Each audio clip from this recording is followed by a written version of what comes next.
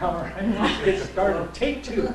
Let's get started. All right, so the reading was ownership, and we see it everywhere when we're paying attention, right? We see a lot of it happening when we're around farms and so on.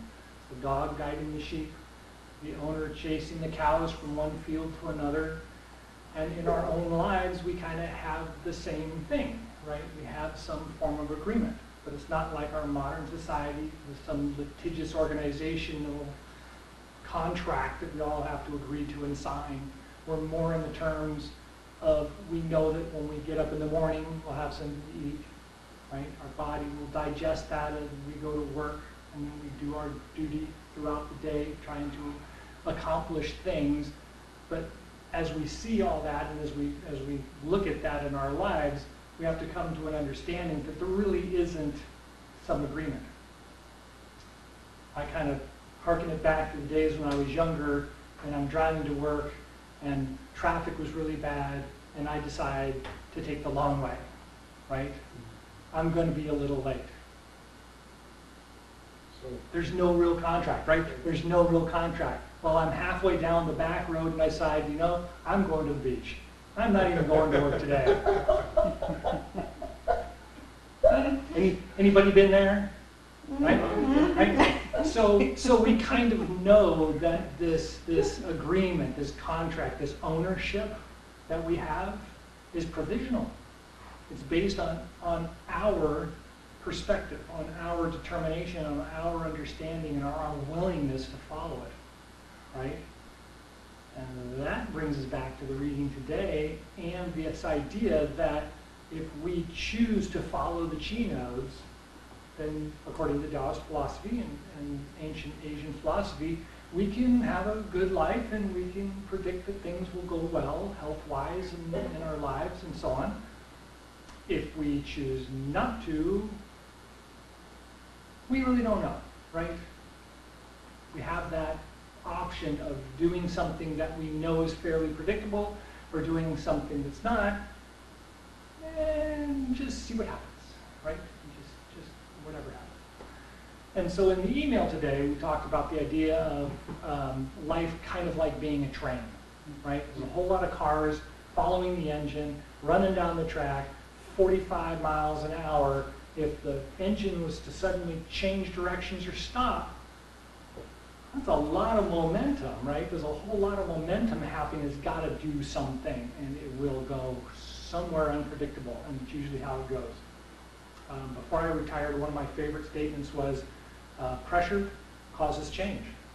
With great pressure causes great change. The problem is, the greater the pressure, the more unlikely the change, or unpredictable, right? Yes. Right? A little bit of pressure, you can kind of predict where the change is going to be. Right? We know that in physics when we study stress fracturing and we study earthquakes and things like that. A little bit we can kind of predict. A lot, everything's off the table. Right? We don't know what's going to happen exactly. It could be a total mess, or it could be a big crack and then everything's fine, sort of. Right? And so in our lives, we have to kind of look at it that way without being too, like doom and gloom, as it were, right?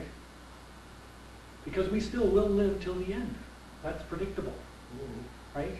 The only cause of death is birth, right? Illness doesn't kill you. Birth kills you. It's a guarantee. No, right? This scientism of going to the doctor and having something cut out or getting a new prescription or whatever is not going to really stop you from dying. You will die. It just really doesn't matter. And so at this time of year, what we really want to look at is that idea that all that energy is going with yang, and it's starting to turn and come back in again, but if we keep going where yang is or was projected to go, things can go bad. Things can go bad pretty bad. And so you end up with things, as I said in the email, congestion is real common this time of year. People are looking like they're getting a cold. Really? This time of year you're going to get a cold? But it shows up like a cold, right? You got head congestion, you got a stuffy nose, you get a little phlegm in the throat, you get a cough, you get a, all these things kind of show up, right? We also get the heat, trapped heat symptoms. And trapped heat symptoms is the body's warm, but my fingers and toes are cold, right? I get sudden flushing in the face, in the head. I get sudden panic attacks. I have heart palpitation, right? I don't breathe right. When I wake up in the morning, I'm going, right? That's trapped heat, right? In Western and Eastern medicine, it's really obvious. They look at it and go, oh, yeah, trapped heat. Drink chrysanthemum tea and a little bit of green leaf, helps to calm that right down.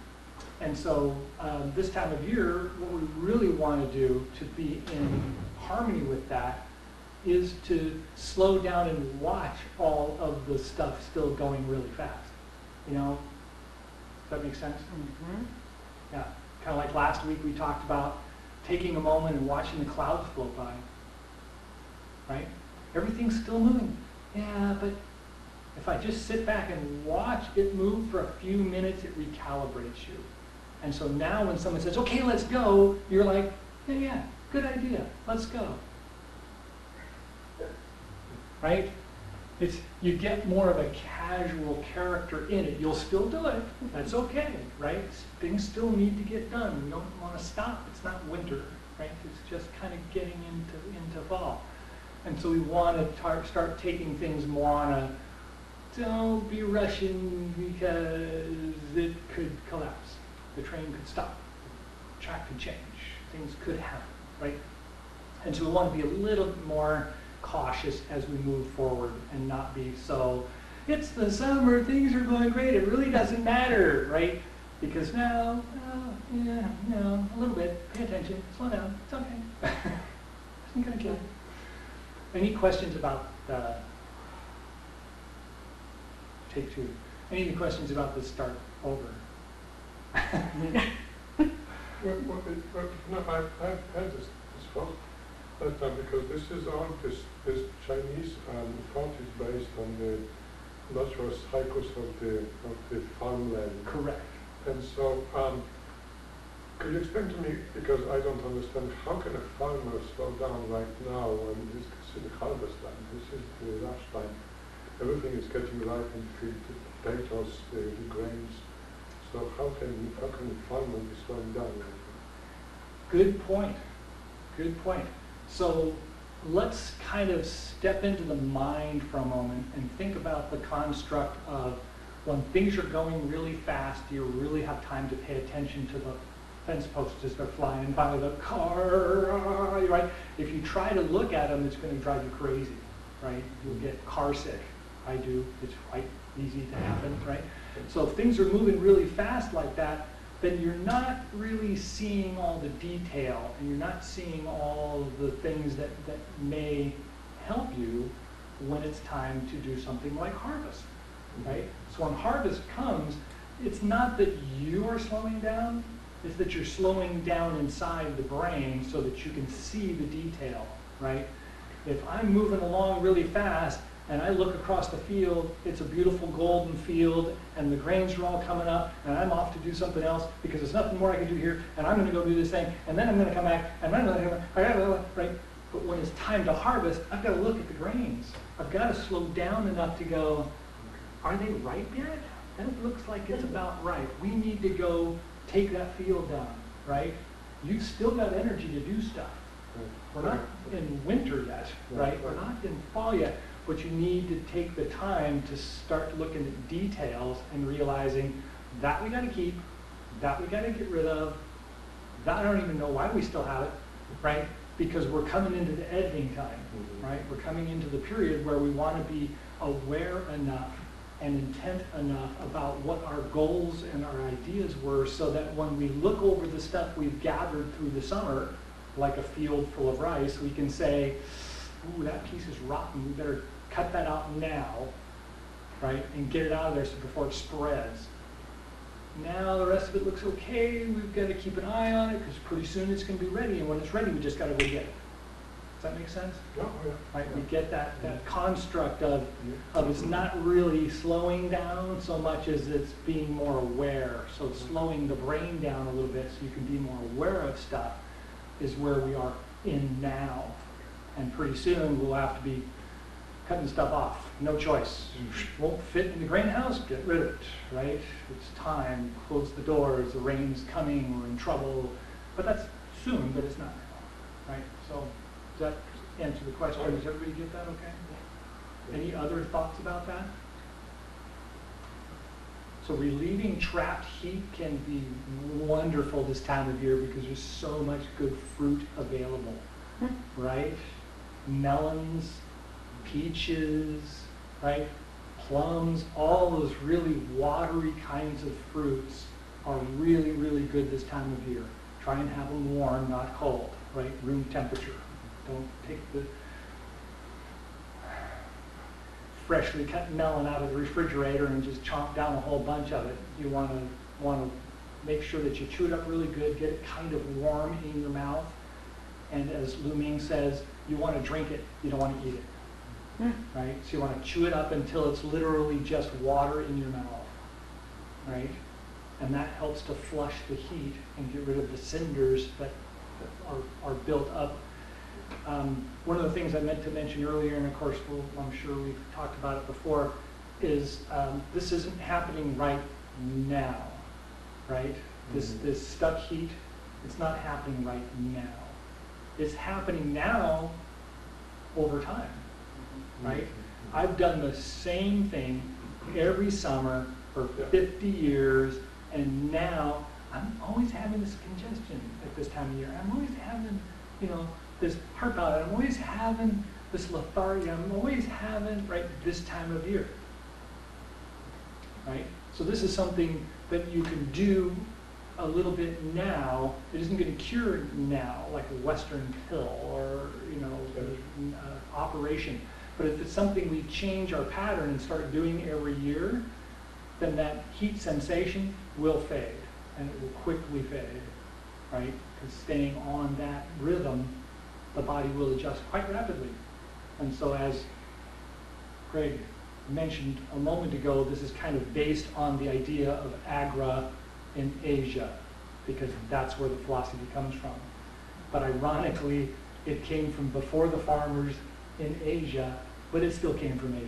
So it came from the Han and the Tang dynasties, it came from the Huang dynasty, and some of this was before they'd really gotten into farming. I mean, they were still kind of thinking of ways to make it work, but they hadn't really done it yet. But it was the system of living for thousands of years as we were kind of moving from one style of living to another style of living, right? Moving into Agra.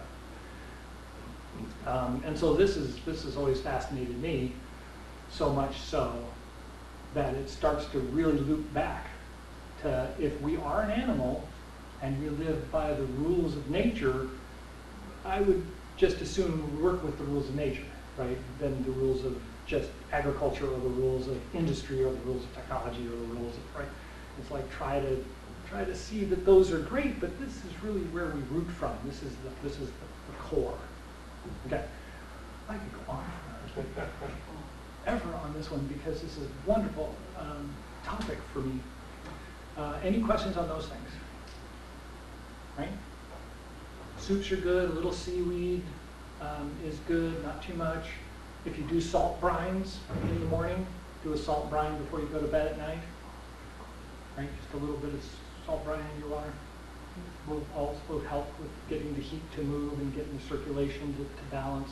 We're going through a balancing period, which is why you have the cold symptoms show up right now. You need the fluids to balance. It'll slow down that balance. Same pattern, right? If we do this every year, the body will know, symptom will show up, boom, it'll be gone because you'll treat it naturally. Okay, so movement. Movement is a lot of things that we need to look at this time of year. The summer makes you strong but tight, right? And so fall needs to be a time of allowing that strength that we built up and tightness that we build up kind of melt or kind of turn inward. And so we want to look at flexibility and relaxation as being a bigger key than during the summer, right? In the summer, it's like, oh, the sun's, I'm going to just lay out in the sun and relax. Oh, I'm going to jump in the pool, and I'm going to relax. And then, oh, I'm going to climb the mountain, and then I'm going to relax, right? We get that crazy kind of strength going on during that energy going on in the summertime. And so now we want to look at using that more to help with our flexibility. So let's think about what the horse stance. Everybody remember what the horse stance looks like? So horse stance has this character of looking like you're sitting on a big horse.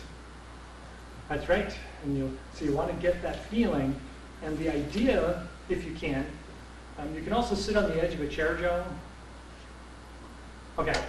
All right, so put your arms out in front like you're holding a big tree.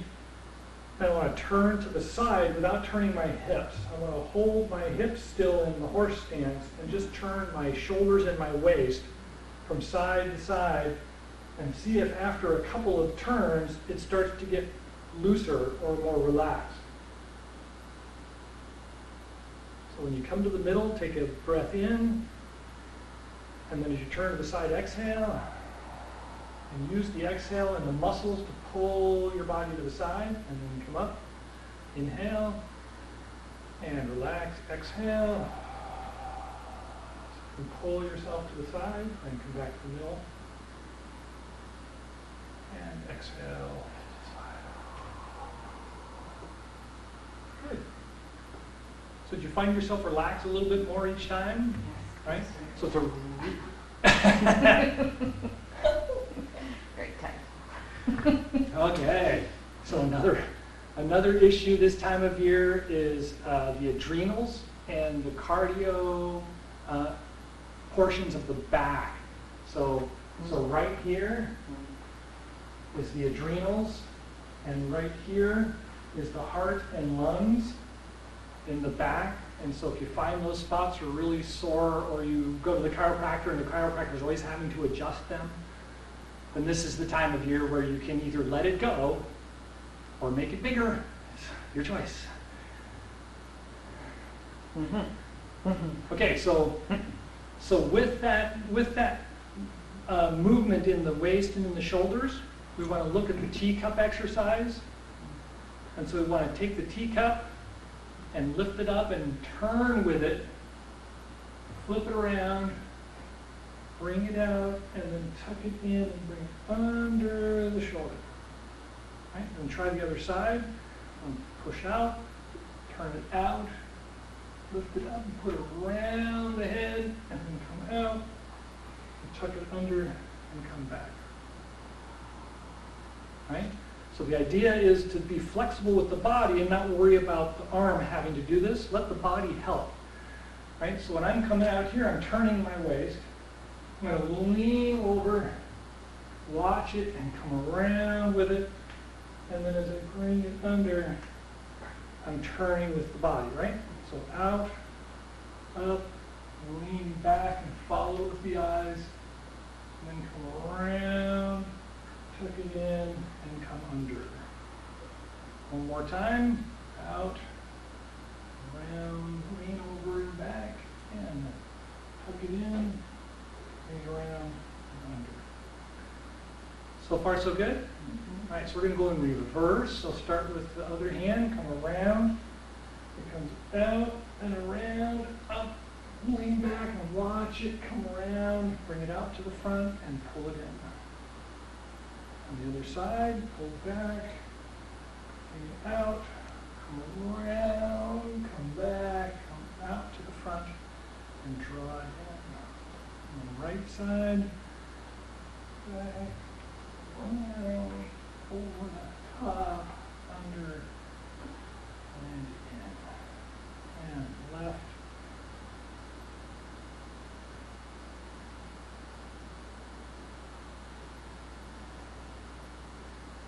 Good. So those are really good for those two spots on the back we just talked about, right? If you can let yourself fold over and roll, it really helps to move those areas and loosen them up If you have a tight spot, or it clicks when you move, or you get a pop and then it hurts to your chiropractor. But this is also a good time of year for like a smoothing massage, right? But not just go to massages, right? Just once in a while right now, not a lot of massaging. So then the next exercise is the reverse of eagle grasps clouds, which I call swimming or parting clouds. So you want to start low, like it's kind of a half horse stance. And you want to reach out, turn the palms out, and come back. And so you want to feel it in the feet. I'm on the heels. I'm going to roll to the inside, out to the toes, roll to the outside, roll back to the heels and in. So reach out and inhale.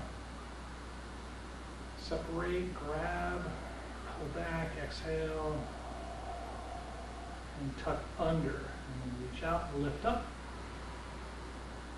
Turn, pull back, exhale, reach under, lift up, come out, pull back, exhale, and pull under.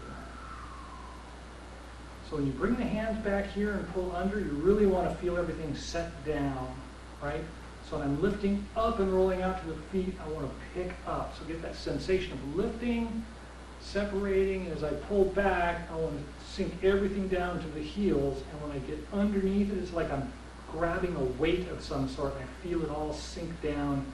And I'm trying to hold this up so all the weight's being transferred down through the body.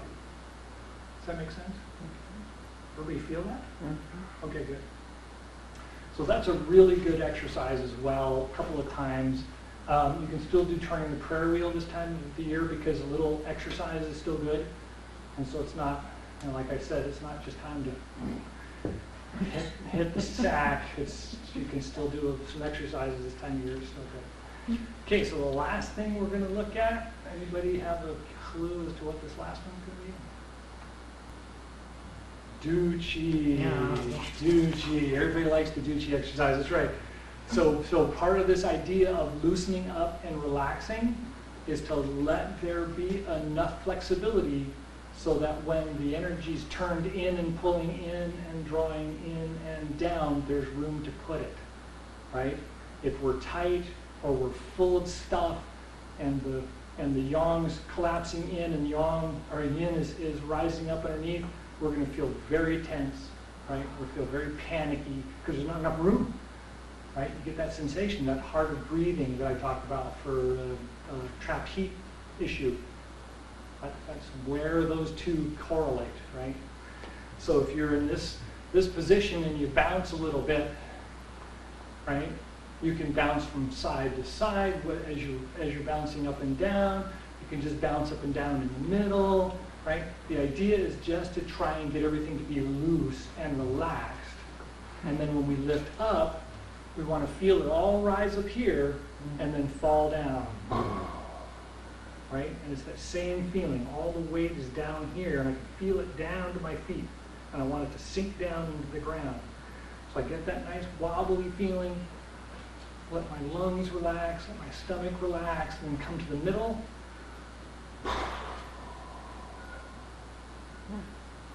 And then get that nice wobbly feeling and bring the hands up high. And then down low.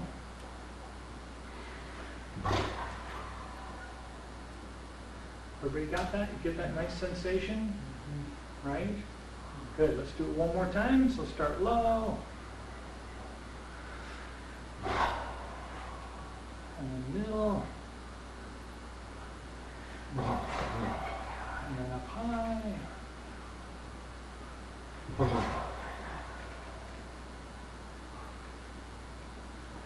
Good. So it's nice, relaxed. Yeah, see that smile? That's what I like to see. Let's get that nice, relaxed feeling. And we need to remember that this isn't fixing it now, right? This is something we want to learn that adds to our cycles of life so that when we come around to the cycle again, we're not, I didn't get the things done I wanted to get. No, we're, no, right? let it go. This will happen again. Write it on the next year's to-do list and let it go, right? Okay. Let's go ahead and do the closing exercise. Are there any questions about the exercise before we finish up? No? Everybody's good? Okay, so let's go ahead and do the closing exercise, Chi Gung. Chi Gung is also very good because it follows the same principles. We open up, we gather the energy, and then as we exhale and draw down, we guide to the different points of the body, and we link them to the feet, and we link that down into the earth as deep as we can. So relax the brain and the body. Feel the ground, nice grip with the feet on the ground, so you can feel a good firm grip. And turn the palms out, inhale, rise up.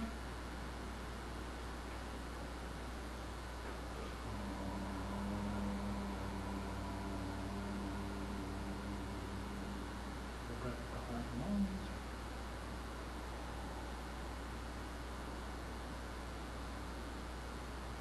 Down the mind.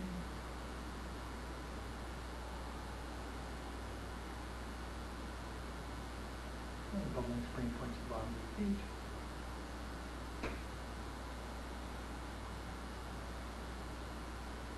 Take a couple more breaths and just feel that energy leaving the bubbling spring points and connecting down deep into the earth like huge roots from a tree.